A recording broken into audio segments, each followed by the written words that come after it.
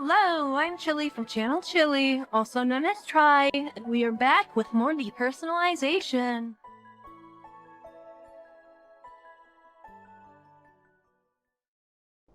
Last time we left off, we got most of the way through the day, and we were about to finish off here with one more location.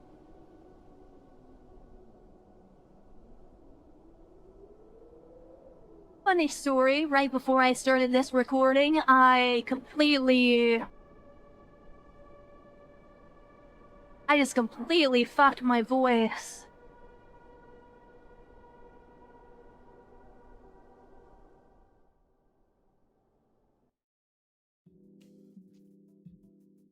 Also, wow, I'm extremely hot. I need to open my vent to get some cold air in here. Alright, and now we're going to head over to Crescent Street.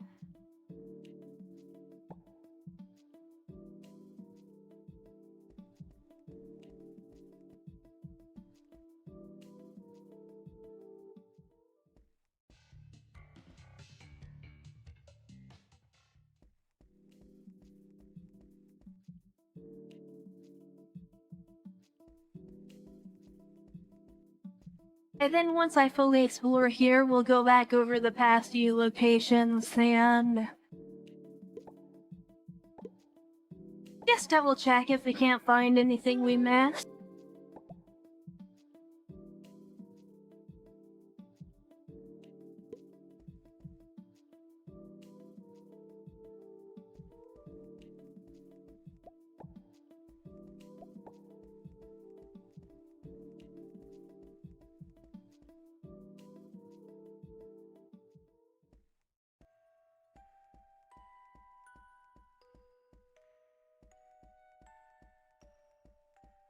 But yeah, before I started recording, I was saying something and I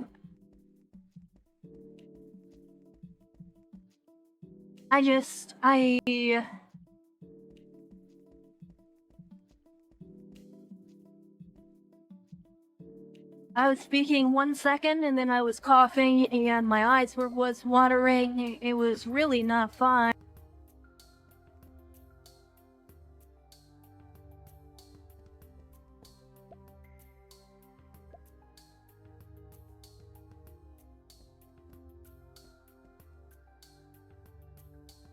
And still no way to get to the other side of the sewer there. Then was coming here completely useless? Should we reload and then try to see what the other area has?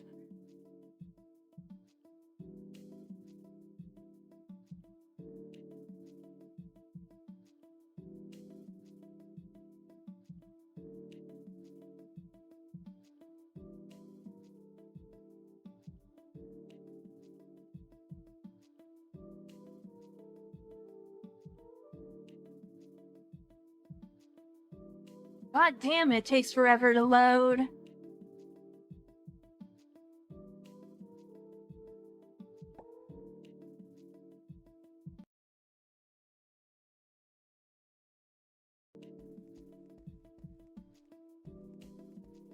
Sorry if I click off a little bit more than usual, it's because I need a cough because my throat is still really fucked up right now.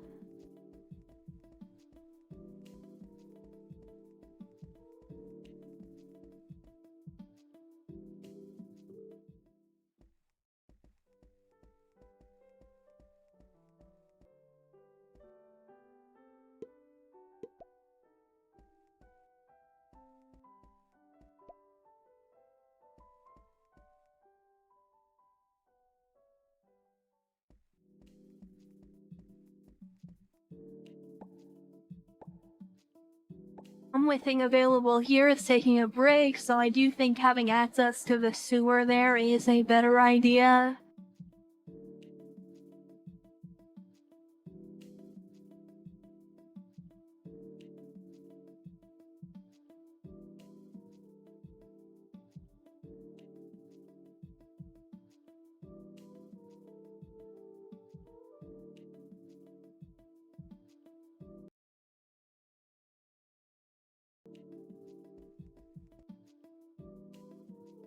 Alright, so before we go to one of those areas, we are going to double check just to make sure we didn't miss anything.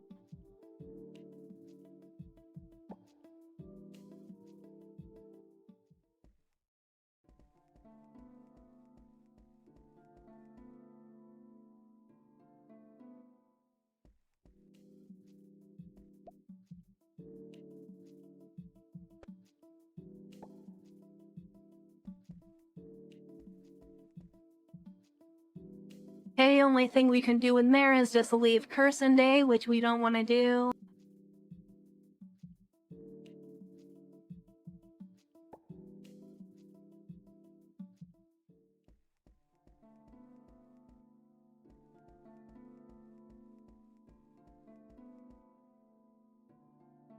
Honestly, don't think there will be anything new in the winery, but it never hurts to double check.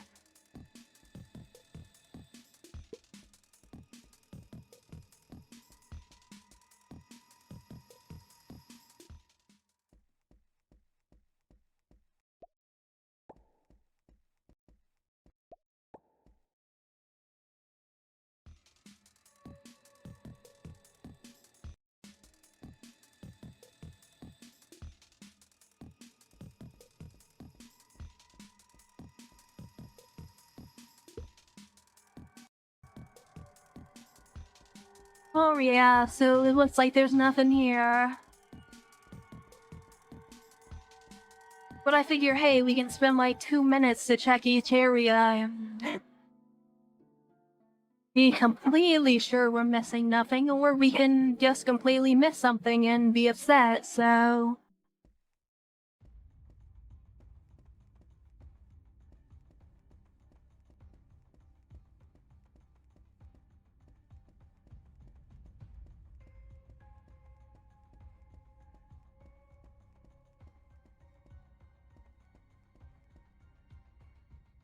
Yeah, doesn't look like there's anything here either.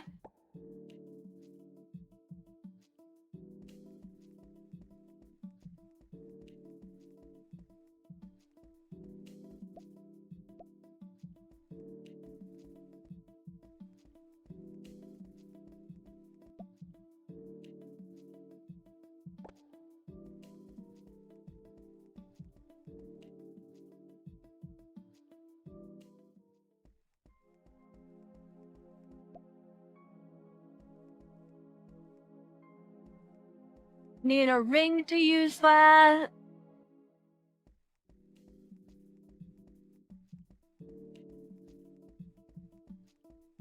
Have no clue where we would get a ring from.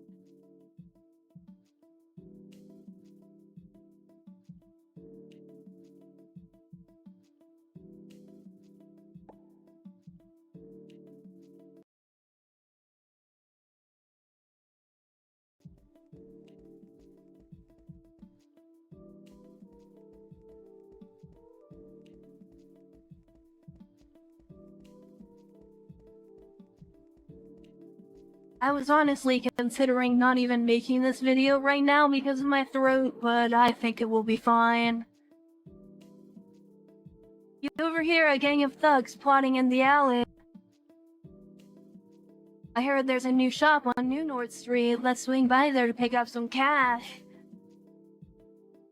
Once we're there, I'll have a chat with the owners. If they're smart enough to hand over the money, we'll call it even. Sounds great, bro. How much are we looking to snag this time? Let's count how many of us are in on this. 500 each should do it, so... Aiming for 1,500 this time. Whoa, that's a chunk of change. Well, what if the owner doesn't have that much cash on hand? No worries about that. I'll have a pal in the loan business. We just get the owner to sign this contract and the money will be ours. But what if they're already borrowing money from someone else? You know the drill. Let's stick it to our code. For the guys, a rough up. And for the ladies, you know what to do. Alright, bro, let's get things done. Wow, that is fucked up.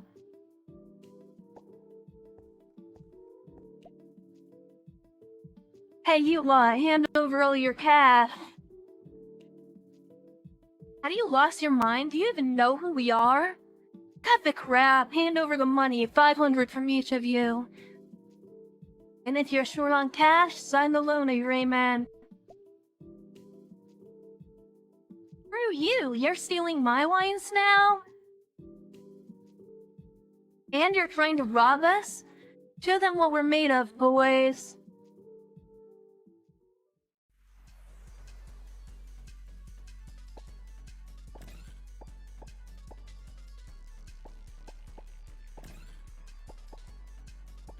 These guys do look a little tanky, but nothing we can't deal with.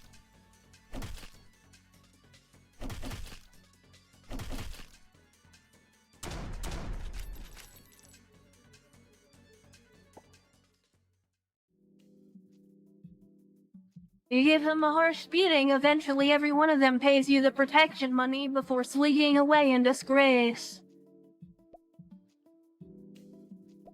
Feels good to teach those jerks a lesson.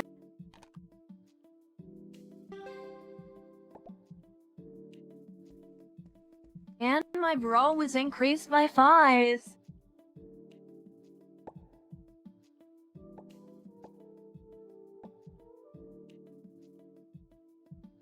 No, it wasn't, because I have 90 out of 90.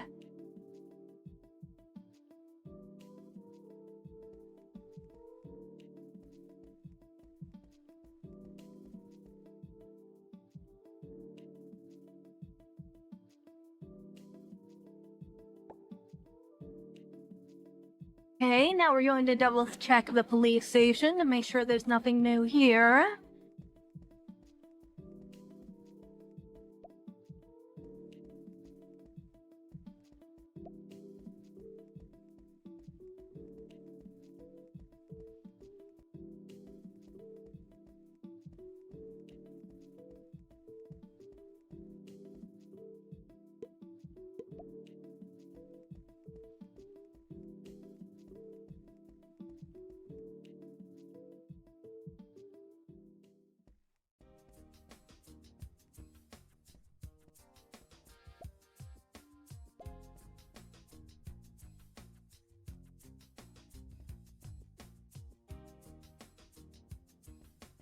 We still have never had our use for the interrogation room so far.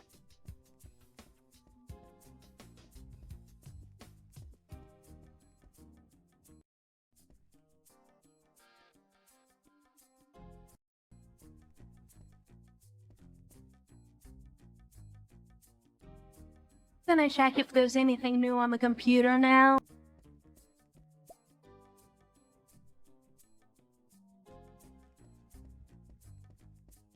No, nothing new here.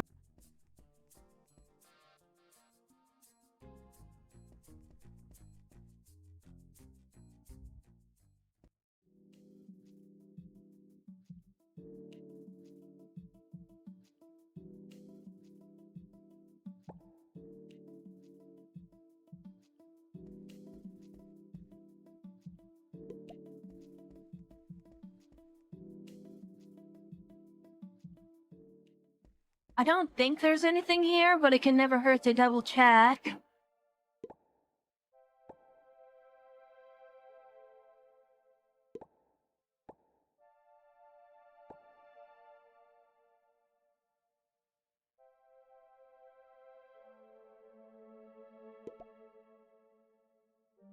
As you approach, you hear the nurse uttering curses.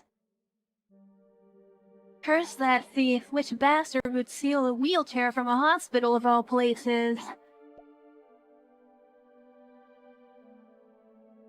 Okay, that's actually really funny.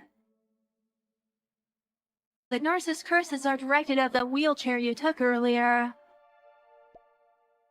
Well, Upon noticing you, the nurse adopts a hostile expression. Hey, it was you! I saw it on the surveillance! You took it! Someone catch the thief! What's up with this hospital? Are all the nurses here so grumpy? The nurse calls security guards to immediately surround you. To be fair, we absolutely deserve whatever we get here for stealing a wheelchair from a hospital.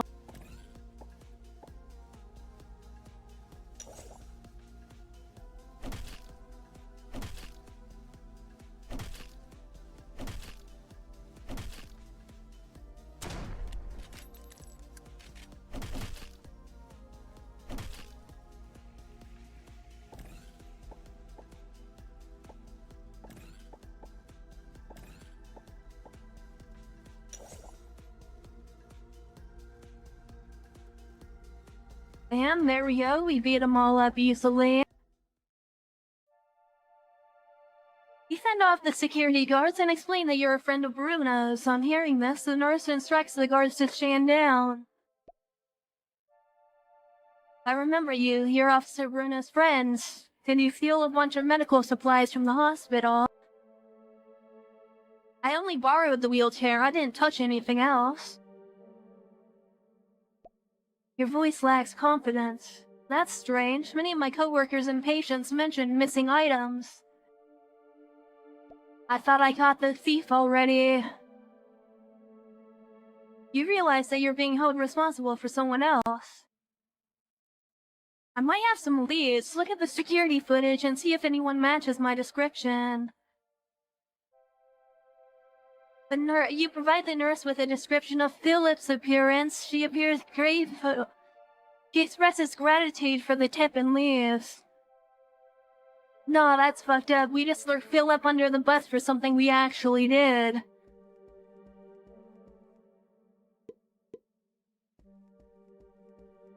That is fucking crazy.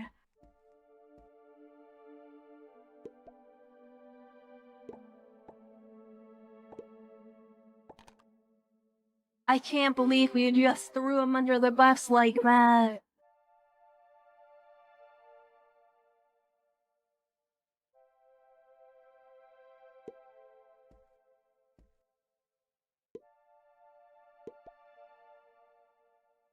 Could you tell me more about Vincent's daughter? I'm not sure about the details, just that she has a stubborn chronic illness. I heard Vincent is divorced. It's been a struggle for him to care about his daughter alone, particularly so with her serious illness.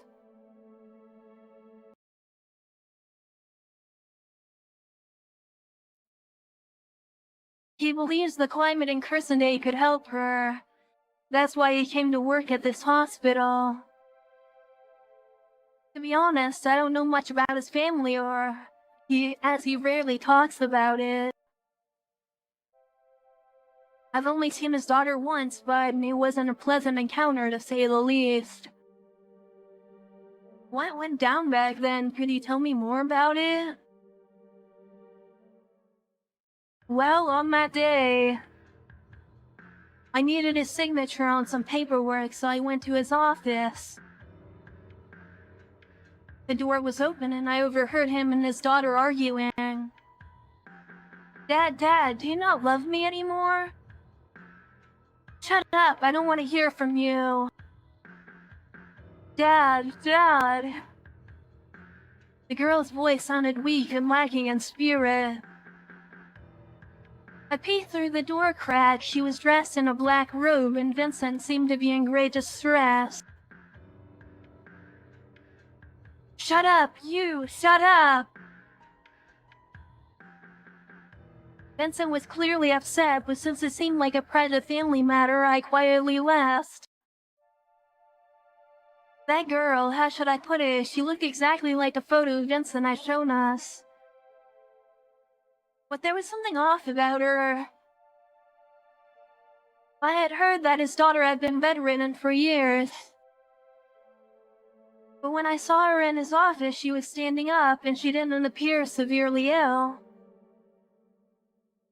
That's when Vincent started drinking heavily. Well, that's all I know. Thank you for sharing that with me. You're welcome. I hope Vincent gets better soon. We have many patients who rely on him for surgeries.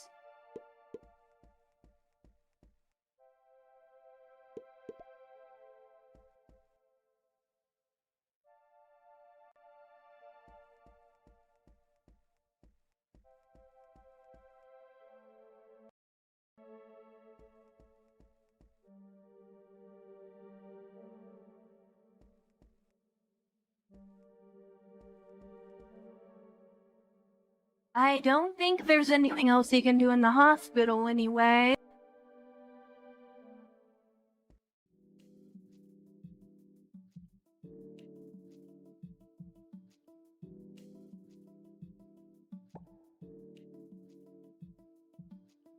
And back to the church we go again.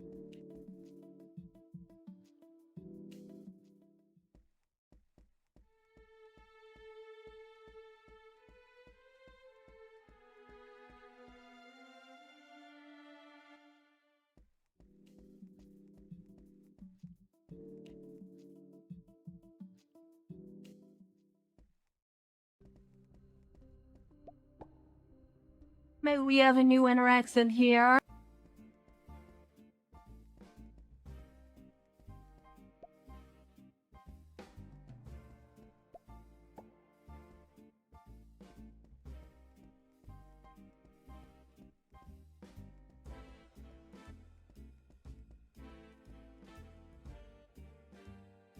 No, doesn't seem like there's anything in there anyway.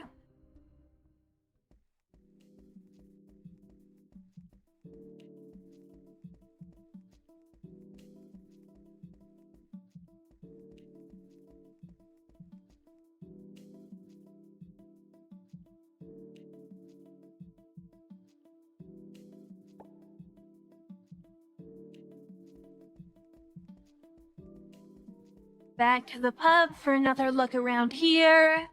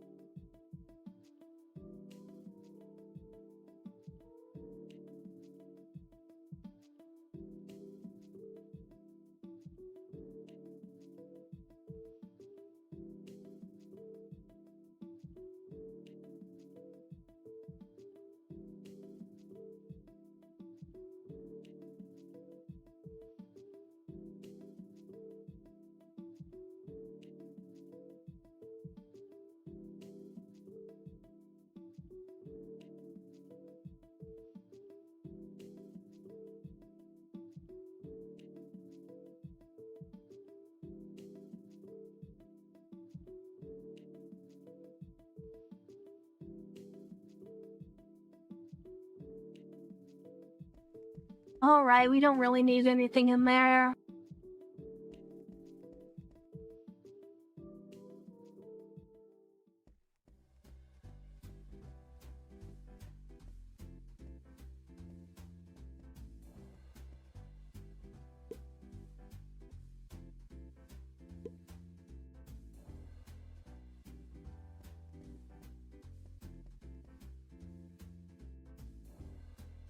I guess it can't hurt to take a look at the back rooms here.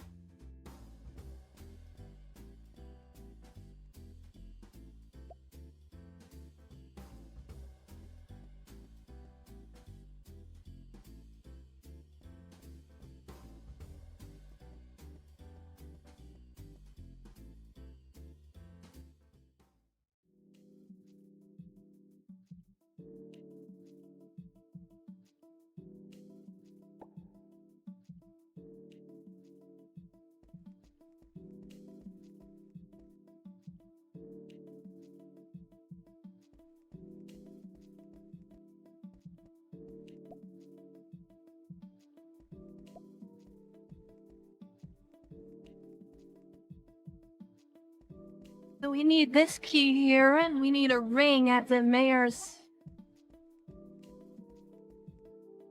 office in the town hall.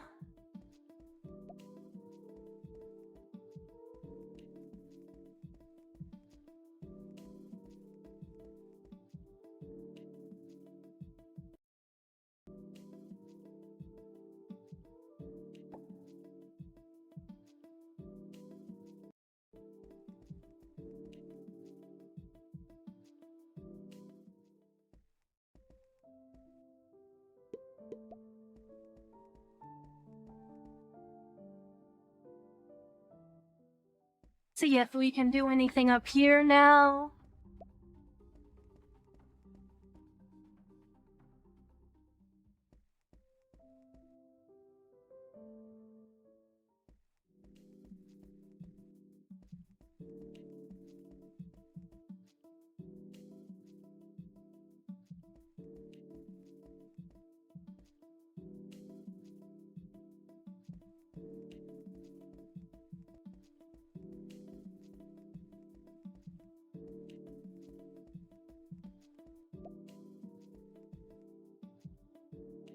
Okay, and I think we're ready to break into the hospital then.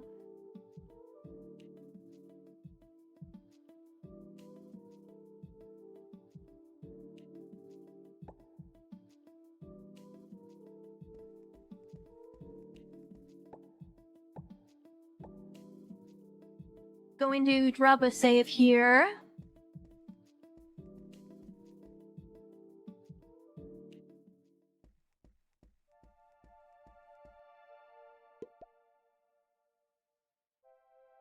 It's almost evening. I'll get started once I receive Simon's call. Winter night falls early. The hospital slowly quiets down. All the patients are asleep and only a few night shift nurses remain on the premises. Seated quietly in the lounge, you wait for Simon's call. Occasionally, nurses approach to offer assistance, but you courteously decline, explaining that you're waiting for a friend. At that moment, Simon's call arrives. All set, I've taken control of the cameras, you're good to go. Once again, you enter the research area, reaching the sealed gate shortly after. You swipe Vincent's ID card. The beeping sound from the device signals the unlocking of the gate, granting you access. The room previously concealed beyond the gate is now unveiled to you. The most profound secret of Cursenday may lie within.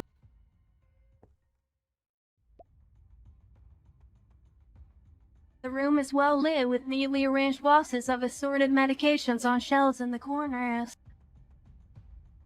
Research documents scattered across the tables, while the clean test bench occupies the upper right corner, surrounded by various medical tools. Notably, the cabinets house a collection of spider specimens.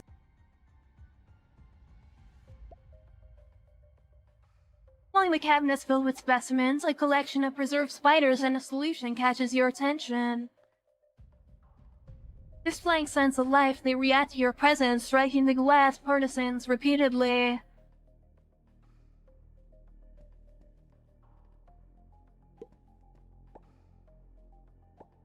What was that vial we picked up?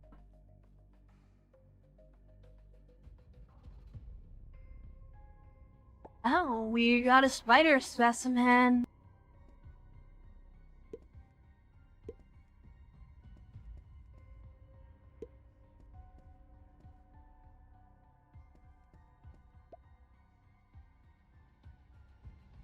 Neatly arranged in the medicine cabinet are boxes of medications labeled as Policello. Perhaps due to an oversight, the boxes remain untouched. Policello, the drug we found in the glass, is actually hidden here. You examine the boxes, noting a series of order numbers on one. By comparing them with the shipment list, you confirm that the batch of Policello is the medicine ordered by Lux. Alexa's mixed up in all this.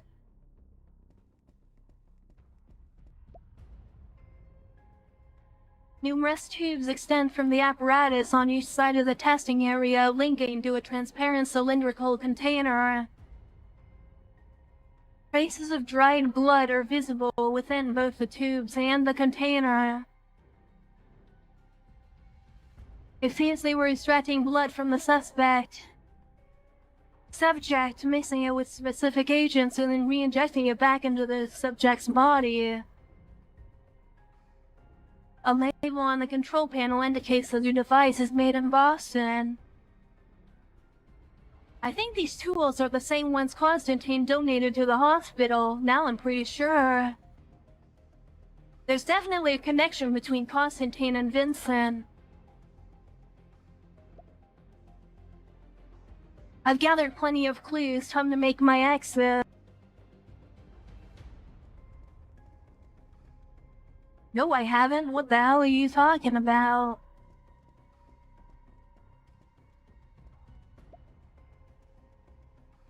The device itself holds test tubes filled with what appears to be serum substances. The table is cluttered with densely packed lab reports detailing various experiments. One report in particular raises your interest.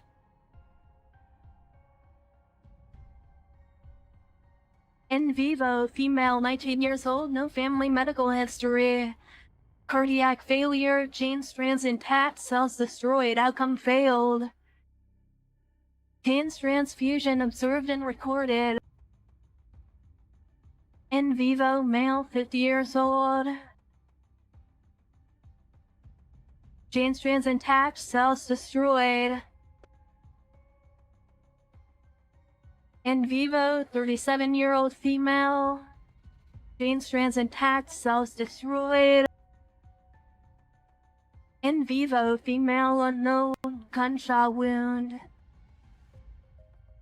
Gene strands on cells were intact while the subject was alive. No signs of significant antibody reaction.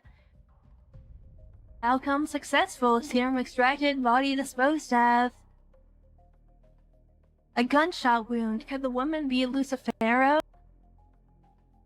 The timeline adds up perfectly. Did she survive the gunshot wound and be brought back to the hospital? But ended up in this lab and died here.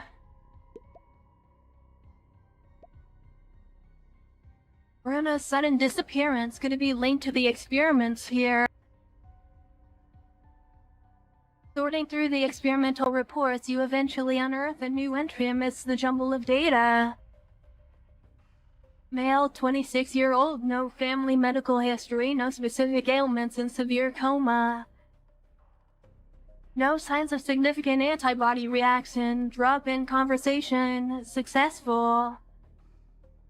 Conversion. The report delves into intricate specifics. You skip over the experimental data and focus on the conclusion segment. Non-ritual subjects may potentially undergo virtual state transformation. 3 specific gene sequences and protein markers. You notice a line of notes at the ending part of the report. The subject has escaped, but that guy will handle him. This subject feels so familiar. Could it be Bruna? What are they researching? And what does virtual state transformation even mean?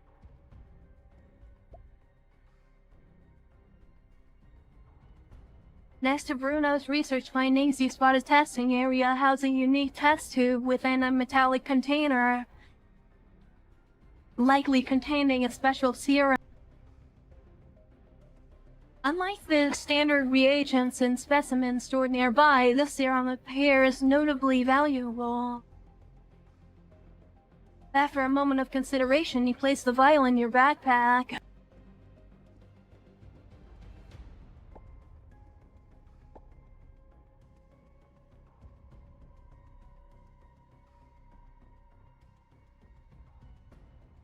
The state-of-the-art product of mankind's study on the soul. It quells the sprawling madness in one's soul, warning them against its incursion, even when death himself knocks at the door.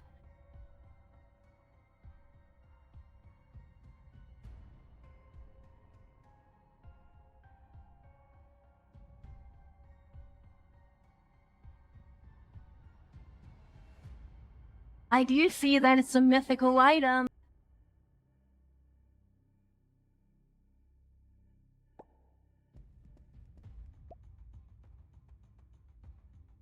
You examine around the administration room for overlooked clues while pondering whether it's time to leave the place.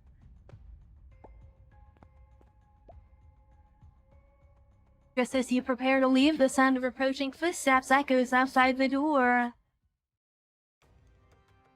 A shadowy figure enters the administration room, its sudden apparent presence sending a shiver down your spine. Where's Vincent? Off to the pub again? You look new around here. Who are you? The man's composed words stir a sense of unease within you.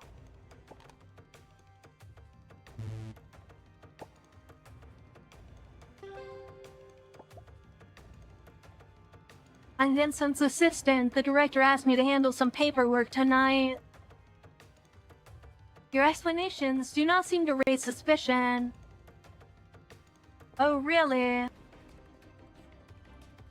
Suddenly, the man approaches, your muscles tensing in reaction. A pair of crimson eyes peer at you through the stained gauze. In that instant, you feel cornered, facing a lethal snake with no means of escape. A deathly silence ensues.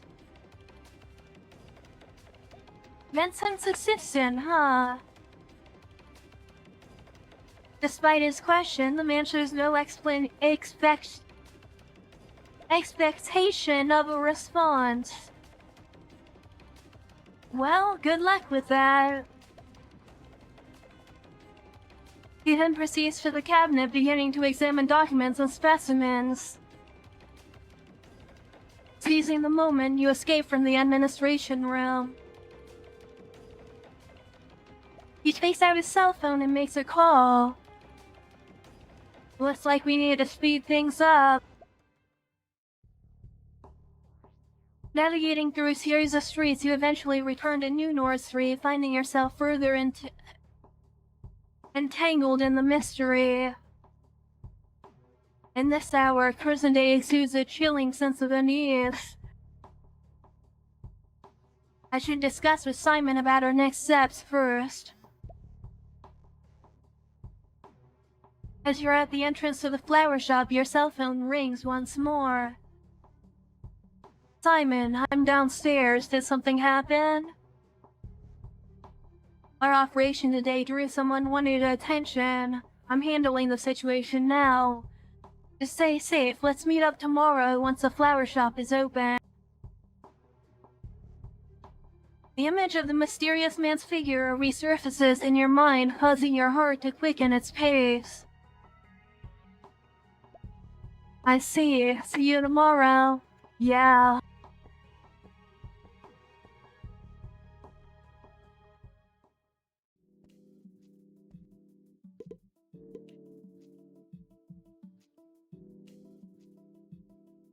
You eventually sink into the softness of the bed, another day of endless hassle. The thought lingers as you drift into a deep slumber. Early in the morning, you awaken from a fitful rest. Dawn is just breaking.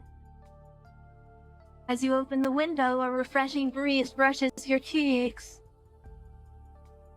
Cursenday is coming to life. The sun rises as usual while the locals resume their daily rituals. However, a vague apprehension lingers in your mind, hinting at an unseen peril hanging over their heads. A guillotine, invisible yet ominous, poised to fall at any moment. The persistent noise in your ears intensifies as you wake up from slumber. At times it resembles the creaking of a raised guillotine, other times it's like an indecipherable murmur echoing in your mind. Images of innocent victims, shadowy quagmires, murderous smiles, and the inevitable doom swirls over your thoughts. Only when a brisk, cool gust of wind brushes your face through the window does the unsettling sound begin to dissipate. Things seem to be heading in a more complicated direction, and you sincerely hope it doesn't get worse. A sudden, inexplicable heat rises in your chest, leaving your mouth dry with anxiety. After gulping down a glass of water, you gather your belongings. It is time to meet up with Simon.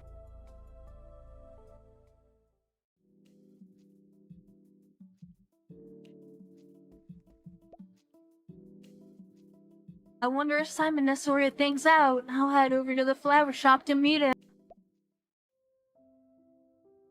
As you walk into the flower shop, Nancy tends to the flowers in her usual spot. Upon finishing trimming the branches, she sighs wearily. For some reason, she appears notably fatigued. Nancy? Oh, it's you. Engrossed in her contemplation, Nancy startles at the sound of your voice. She lets out an adorable gasp as if awakened from a reverie. You seem a bit off. Need a hand? Well, don't worry, just a recurring issue with me. I tend to feel dizzy around the season, and the doctors say it's just a minor cold. I'll manage, no need to worry. As Nancy speaks, she averts her gaze, instinctively covering her arms. You shift your gaze to her arm, noticing bandage marks. What happened to your arm, Nancy? Upon hearing your question, she hesitates, nibbling her lip as she grapples with a response. Eventually, she hints at speaking elsewhere.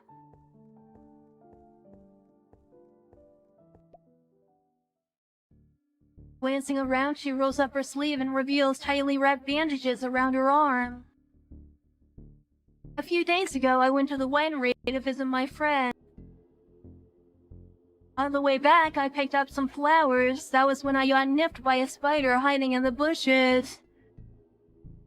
It was just a scratch, so I patched it up. It's healing fine now, no need to worry. Wait, a spider, you say? You recall the spider specimen you saw in the lab yesterday. A sense of impending danger crosses your mind. You should really get some rest, Nancy. Huh? Well, what's up? You might have caused something from that spider bite, or it could just be a regular cold. But either way, take it easy and get some rest to shake it off. Nancy appears visibly hesitant, but refrains from asking questions, owing to her trust in you. I see. I'll just take a quick break in the basement. Could you watch the shop for me? Assisting Nancy, you guide her to settle in the basement. You call Simon downstairs and inform him about the spider bite. Nancy got bitten by a spider. The spiders in the winery are extremely dangerous. There was a man in the winery cellar bitten by one of them. I saw spiders break through his neck.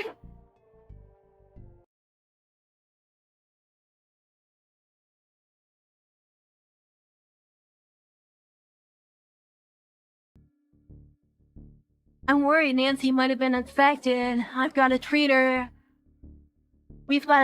before things get any worse. Damn it! God damn it! No way we can send Nancy to the hospital now! What should I do now? Damn it! We should have left when we had the chance. Calm down, let's check on Nancy first. If it's not too serious, then it's good, and if it is, we'll figure something out. Simon takes a series of deep breaths, endeavoring to subdue his tremors, and eventually calms down. You're right, I'll lock up the flower shop. Simon closes up the flower shop and joins you in the basement.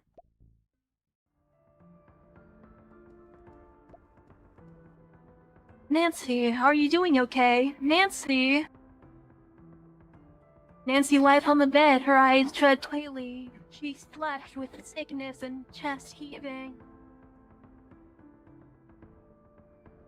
Her hands grip the sheets, drawing blood from her mouth.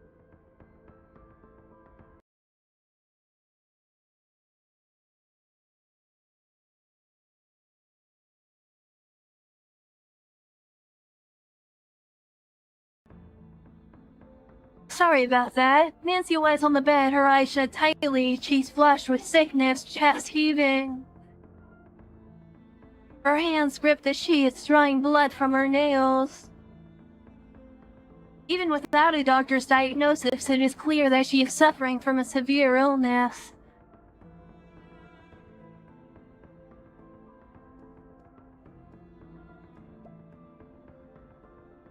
Songs that the heights shall sing, where flap the tatters of the kin, must I unheard in dim Carcosa. Nancy lies unresponsive, softly murmuring to an unknown tune in her delirium. Simon, lacking any medical knowledge, watches over her hopelessly.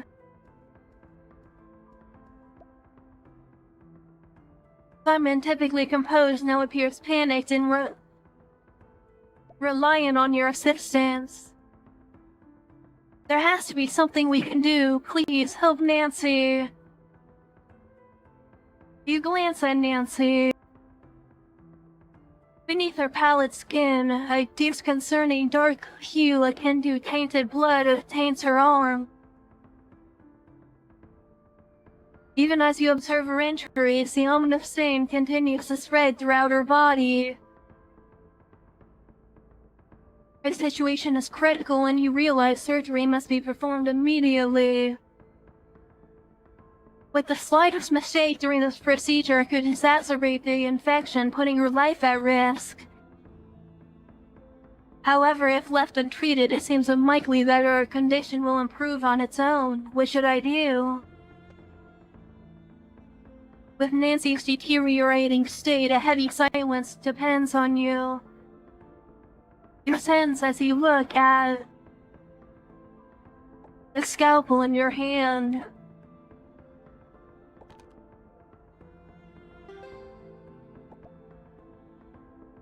With careful precision, you incise the infected wound. As pus and blood flow out, the abscessed tissue becomes visible. After cautiously clearing the infected area, you uncover a parasite egg hidden within the infected mass. As you touch the egg with your scalpel, it begins to wriggle slowly, instinctively trying to burrow further into the host's blood vessels. The egg should be the source of the infection. I need to remove it immediately. Sensing an imminent threat, the egg makes a desperate attempt to escape, delving deeper into Nancy's blood vessels. Calming yourself, you continue.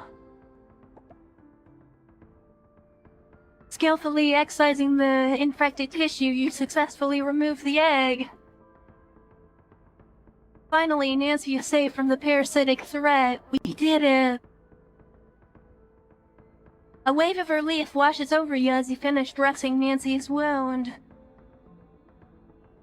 Gradually, Nancy regains consciousness. Simon, and you, I thought I'd never wake up again. Nancy, thank goodness, I can't thank you enough. I'm glad you're alright.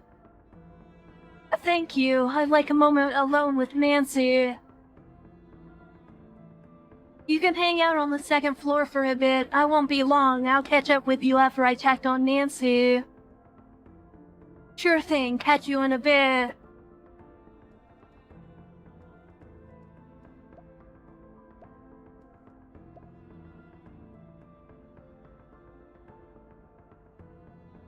Nancy reclines weakly on the bed, her complexion pale, but her condition is no longer critical.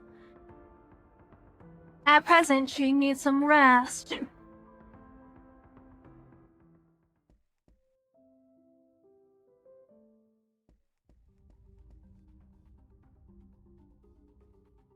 As you wait on the second floor, the sound of Simon's footsteps grows louder as he ascends the stairs.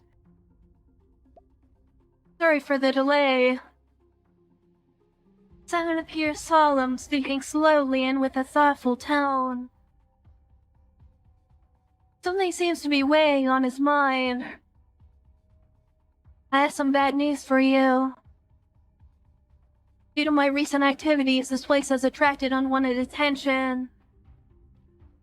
I need to deal with this first, so I might not be able to assist you anymore. Are you getting yourself a new hideout? No, just some personal matters to attend to. I can't ensure Nancy's safety until I resolve things. Just as you want to speak, Simon raises his hand to stop you. Here, I've got something for you. Simon retrieves 2 items from a drawer and hands them to you. When I was dealing with the hacker, I noticed they stayed at a specific address for quite some time. I managed to slip in a locator Trojan horse while they were distracted. Then I traced the hacker's hideout to the sewers. Remember the sewers and the scar-faced man you mentioned? The sewers, could it be? Exactly, it's the same sewer. I've been there before and I wasn't fully prepared and had to retreat empty-handed. From the information you've gathered, I believe the hacker was Lucifero, the victim. Here's a map of the sewer system with Lucifero's hideout marked. And here's a cracking tool I just developed to unlock the security system on the hidden door. If you want to delve deeper, the sewers might hold more answers. I'm not sure what that Scarface man is involved, but it seems like you Lucifero stumbled upon something perilous there. And got herself killed in the end. Use the device to access the link and you might find more clues. Got it, thank you. I wish I could join you, but I'm tied up at the moment. I'll have to count on you. Stay sharp out there.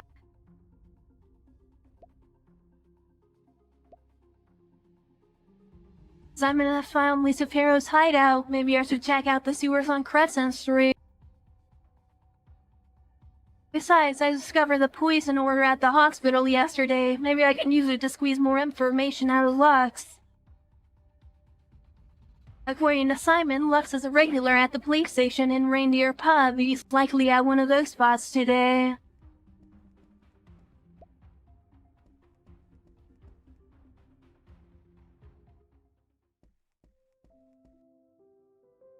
First, we're going to completely examine the street here.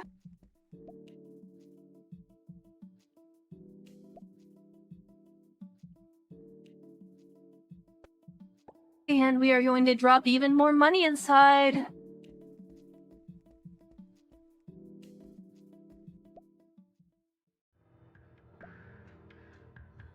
You made this lunatic again, however, to your astonishment, he is lifeless this time.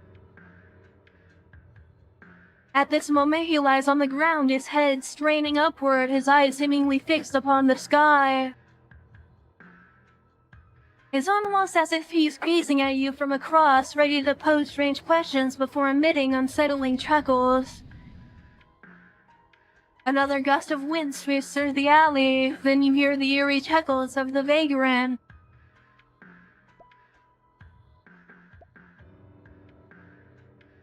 A few minutes later, you realize that the eerie chuckles are from yourself. The vagrant remains still on the ground. The grin on his face now appears even more unsettling.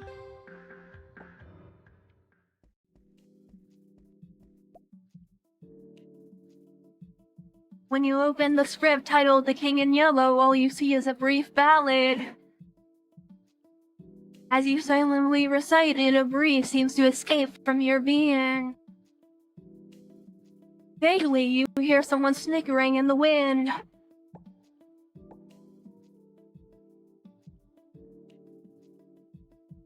Here we got another mythical item.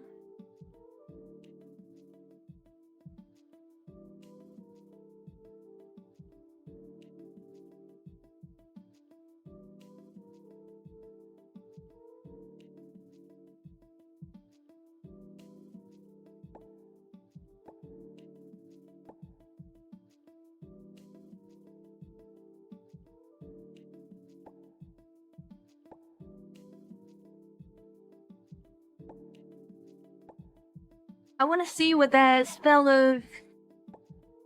that song of Pastor spell is.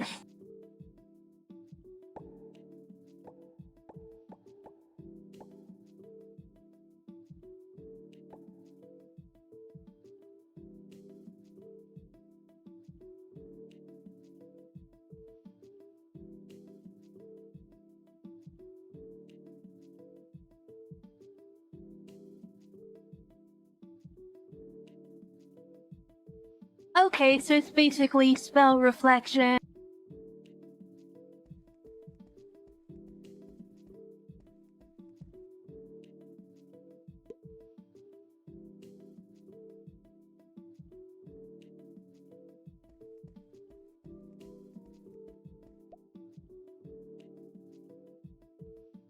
Adorned with vintage charm, this video store exudes a nostalgic atmosphere filled with the scent of aged tapes. Rows of video tapes, vinyl records, and antique projectors are neatly arranged along the walls. Outside the store, a job posting catches your eye. Temporary worker needed, work content assisting the manager in organizing videotapes. 200 funds, clean record, movie lovers preferred. Stepping inside the store, you pass the interview and dive into your tasks. A stack of unlabeled videotapes awaits you. Unfortunately, I know a thing or two about movies. You set out to categorize these tapes based on their titles, covers, and your own cinematic knowledge. The task proves more demanding than anticipated, yet you skillfully organize all the tapes laid out before you. Finally done. Wow, can't believe you sorted those videotapes so quickly. Thank you so much. Here's your payment for today. Thank you. You've been a real lifesaver today, so here. The store manager retrieves a videotape from beneath the counter and hands it to you. Wait, this is a super popular movie these days. Too bad I never got around to watching it. Yeah, it's a new release. You're a movie lover, right? Consider this your bonus pay. Ah, thank you so much. You complete your task at the video store.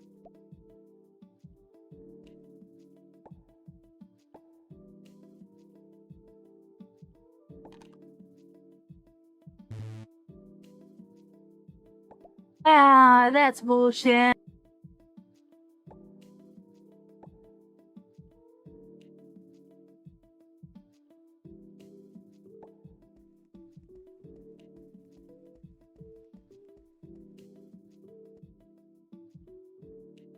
Alright, let's take a look at our map right now.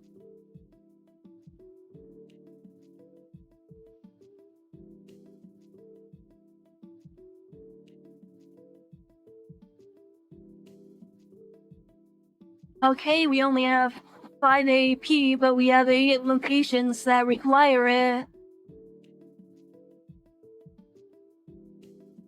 At least we can X out the Paradier Hotel because that has nothing.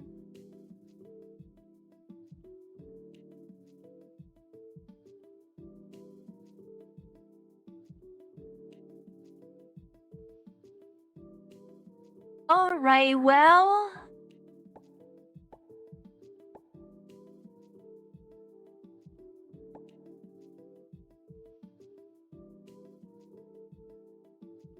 yeah, that's where I'm gonna leave it off for today's video. Yeah, if you made it this far, thank you for watching. And I will see you next time when we continue with more depersonalization. Until then, bye!